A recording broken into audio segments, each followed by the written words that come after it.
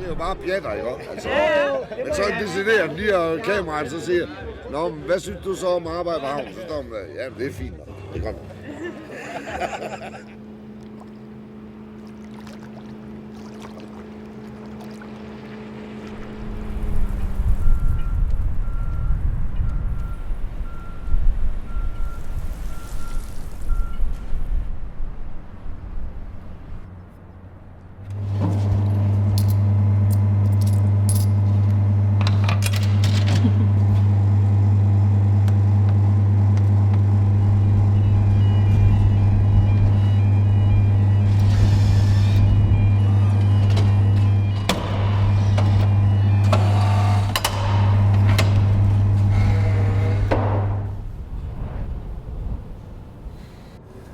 Det er ude på Pier 3. Det er en gammel kulkran, der var Den der rejser der, det er en frikskran, så vidt jeg kan se.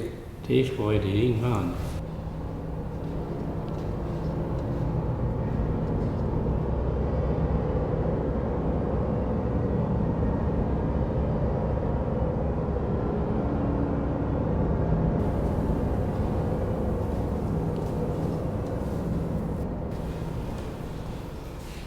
Det er sgu Jesus, mand. Hvad fanden er Jesus himself? Han kan da gå på vandet. Hvor kan han da så? Fanden render han rundt derefter, han er helt alene. Stakkels mand. Men han passer på båden. Ja, det gør han sgu nok.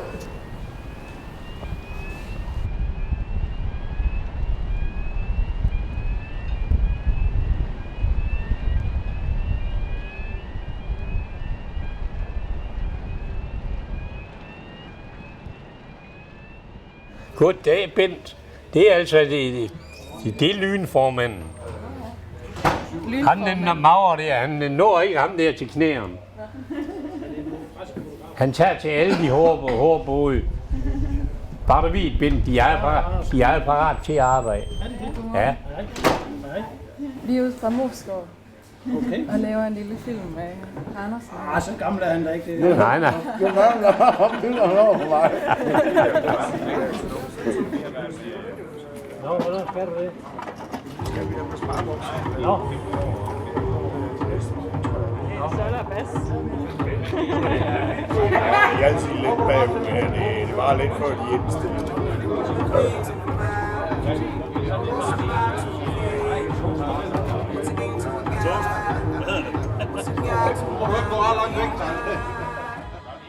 Så jeg håber, I alle sammen tænker på ungerne ude. Der står herovre. Fyld i for helvede, I har penge nok. Peter også, Sådan. Peter har penge.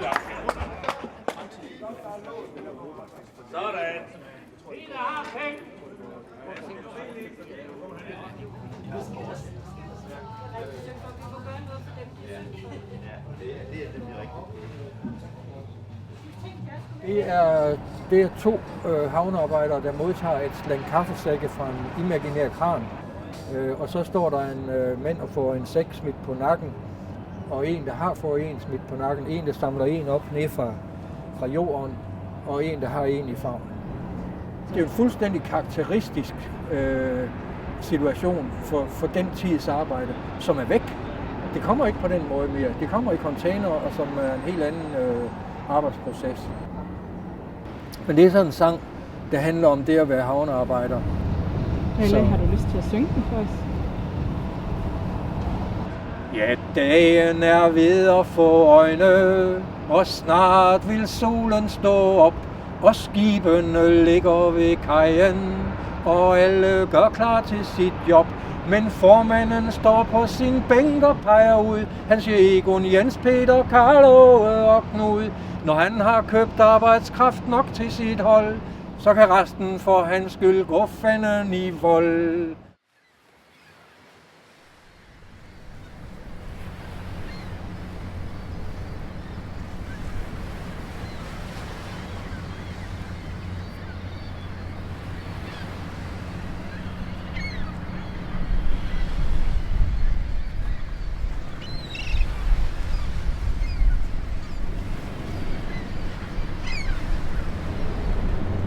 Real man love.